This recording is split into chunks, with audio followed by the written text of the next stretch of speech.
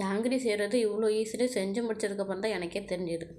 ஏன்னா கடையில் மட்டும்தான் நான் ஜாங்கிரிலாம் செய்ய முடியும், பர்ஃபெக்டாக அந்த டேஸ்ட்டு கலரோட ஷேப்போட செய்ய முடியும்னு நினச்சிட்டு இருந்தேன். ஆனால் செஞ்சு முடிச்சதுக்கப்புறம் தான் செஞ்சுட்டேன் வீட்டிலே நம்மளே ஈஸியாக செய்யலான்னு. இப்போ இது எப்படி செய்யலான்னு பார்ப்போமா?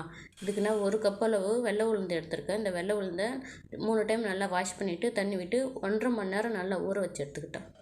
1.5 மணி நேரம் நல்லா ஊறினதுக்கப்புறமா நம்ம மிக்ஸி ஜாரில் சேர்த்து இதை அரைச்சிக்க வேண்டியதான். இப்போ இந்த 1.5 மணி நேரம் பார்த்துக்கலாம், நல்லா சாஃப்டாக ஊறி வந்துடுச்சா? இதில் தண்ணி எல்லாம் மாவு அடிச்சுட்டு நம்ம மிக்ஸி ஜாரில் சேர்த்து இந்த வடை மாவுக்கெலாம் அரைக்கிறோம் இல்லையா, இந்த வெண்ணெய் மாதிரி அந்த அளவுக்கு நல்லா அரைச்சிக்கணும். நம்ம வடைக்கு எப்படி அரைக்கணுமோ அந்த அளவுக்கு சாஃப்டாக இந்த மாதிரி வந்து போல் அந்த மாதிரி அரைச்சி எடுத்துக்கணும். இப்போ இதை அரைச்சி எடுத்து நம்ம ஒரு பாத்திரத்தில் மாற்றிப்போம். மாற்றினதுக்கப்புறமா இதுக்கு பார்த்திங்கன்னா நான் சுகர் பாகு ரெடி பண்ணிக்கிறேன். ஃபஸ்ட்டு 1 கப்பு உளுந்துக்கு நான் 2 கப்பு சர்க்கரை எடுத்திருக்கேன். அதே அளவு 2 கப் அளவு தண்ணியை சேர்த்து நம்ம நார்மலாக யூஸ்வலாக எப்படி இந்த சர்க்கரை பாகு ரெடி பண்ணுறோமோ அந்த ரொம்ப பிசு பிசுப்புன்னு வந்தால் போதும், இந்த கம்பி பதம் எதுவும் தேவையில்லை.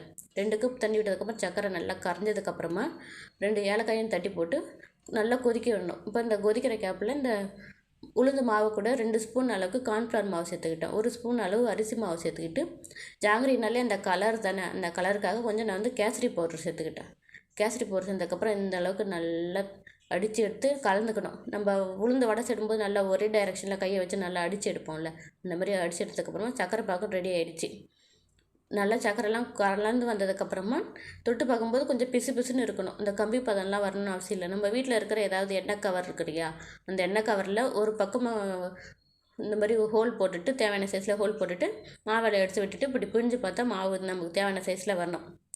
இப்போ ஆயில் கொஞ்சம் மிதமான சூட்டில் இருக்கும்போது நம்ம வேணுன்ற ஷேப்பில் ஜாங்கிரியை பொரிச்சு எடுத்துக்க வேண்டியதான். நான் ஃபஸ்ட்டு பார்த்திங்கன்னா எண்ணெய் சூடாக்கன்னு பார்க்கறதுக்கு ஃபஸ்ட்டு ஒரே ஒரு ஜாங்கிரி மட்டும் பொரிச்சு எடுத்து பார்த்தேன். அது நல்லா தான் வந்தது. எடுத்துருத்தேன். இந்த ஜாங்கிரியெல்லாம் பொரிச்சதுக்கப்புறமா நான் சுகரில் பாகில் போட்டு திரும்பவும் ஜாங்கிரியை நமக்கு வேணுன்ற ஷேப்பில் பிழிஞ்சு எடுத்துக்கலாம். நான் ஃபோனில் ஒரு கையில் வச்சுட்டு இன்னொரு கையில் பிழிஞ்சது எனக்கு கஷ்டமாக இருந்ததால் நல்லா வீடியோ எடுக்க முடியல. பிழிஞ்சு எடுத்ததுக்கப்புறம் தான் நான் வீடியோ கவர் பண்ணேன்.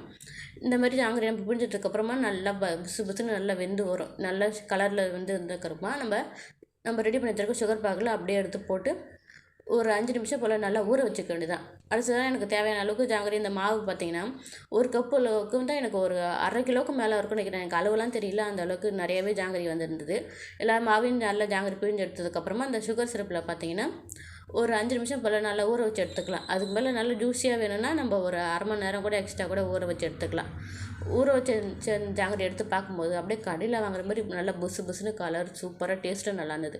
நீங்களும் உங்கள் வீட்டில் ட்ரை பண்ணி பார்த்துட்டு எப்படி இருந்துச்சுட்டு மறக்காமல் கமெண்ட்டில் சொல்லுங்கள். ரெசிபி பிடிச்சா லைக் பண்ணுங்கள், ஷேர் பண்ணுங்கள். நம்மளோட சேனல்